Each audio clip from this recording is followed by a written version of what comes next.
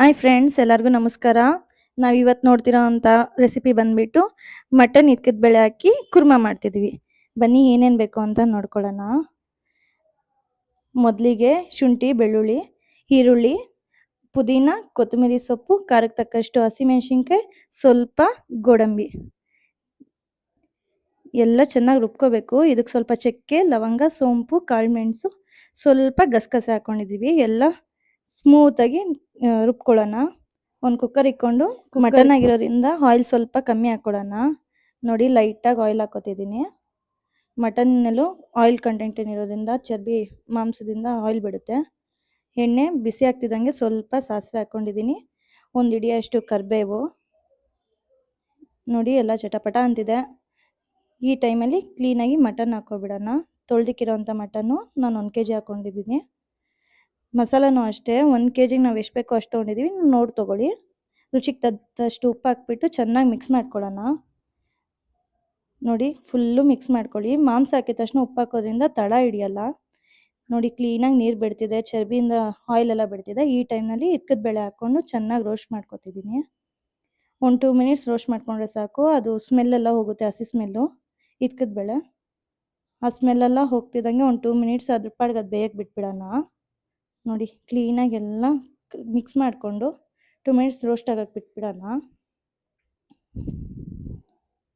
ಸಾಕು, ಈ ಹದ ಬಂದರೆ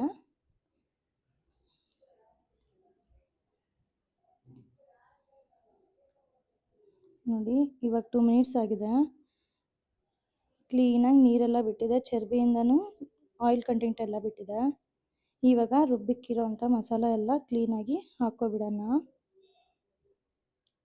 ಯಾರ್ಯಾರ ಮನೇಲಿ ಹೇಗೆ ಮಾಡ್ತಿರೋ ಗೊತ್ತಿಲ್ಲ, ಒಂದು ಸಾರಿ ಈ ರೆಸಿಪಿ ಟ್ರೈ ಮಾಡಿ ನೋಡಿ. ಸೀರಿಯಸ್ಲಿ ಮತ್ತೆ ಬೇಕು ಅಂತ ಮಾಡ್ಕೊಂಡು ತಿಂತೀರಾ, ಅಷ್ಟು ಚೆನ್ನಾಗಿರುತ್ತೆ. ಮಾಡೋದು ತುಂಬ ಸುಲಭ, ಹಸಿ ಮಸಾಲ ಇರೋದ್ರಿಂದ. ಮಸಾಲನೆಲ್ಲ ಹಾಕ್ಕೊಂಡು ಜಾರ್ನ ಕ್ಲೀನಾಗಿ ನೀರು ಹಾಕ್ಬಿಟ್ಟು ಆ ಮಸಾಲಾನು ಹಾಕ್ಕೊಳ್ಳೋಣ. ನೀರು ಎಷ್ಟು ಬೇಕೋ ನೋಡಿ ಹಾಕ್ಕೊಳ್ಳಿ. ಅಂದರೆ ನಿಮಗೆ ಸ್ವಲ್ಪ ಗ್ರೇವಿ ಎಷ್ಟು ಬೇಕಾಗುತ್ತೋ ಅಷ್ಟು ನೋಡಿ ಹಾಕ್ಕೊಳ್ಳೋದು ತುಂಬ ಒಳ್ಳೆಯದು. ನೋಡಿ, ಚೆನ್ನಾಗಿ ಮಿಕ್ಸ್ ಮಾಡ್ಕೊತಿದ್ದೀನಿ.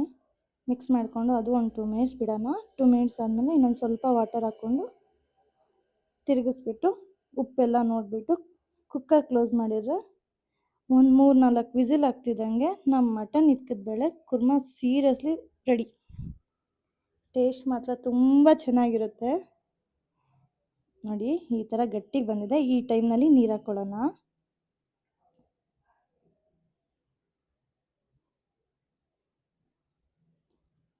ನೀರು ಹಾಕ್ಕೊಂಡು ಚೆನ್ನಾಗಿ ತಿರುಗಿಸ್ಕೊಳ್ಳಿ.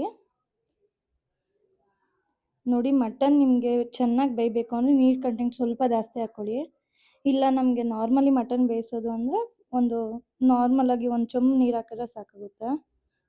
ಒಂದು 500 ml ಹಾಕಿದ್ರೆ ಸಾಕು ವಾಟರು. ಕುಕ್ಕರ್ ಕ್ಲೋಸ್ ಮಾಡಿಬಿಟ್ಟು ನಾರ್ಮಲಾಗಿ ಬೇಯಿಸೋದು ಮಟನ್ ಬಂದುಬಿಟ್ಟು 3-4 ವಿಸಿಲ್ಸ್ ಸಾಕಾಗುತ್ತೆ, ಮಟನ್ನು ಬೇಯುತ್ತೆ.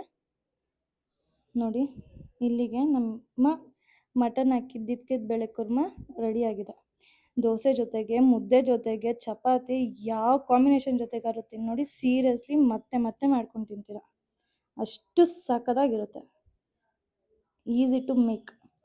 ಇನ್ನೊಂದು ವಿಡಿಯೋ ಜೊತೆ ಮತ್ತೆ ಸಿಗ್ತೀನಿ. ಟಾಟಾ, ಬಾಯ್.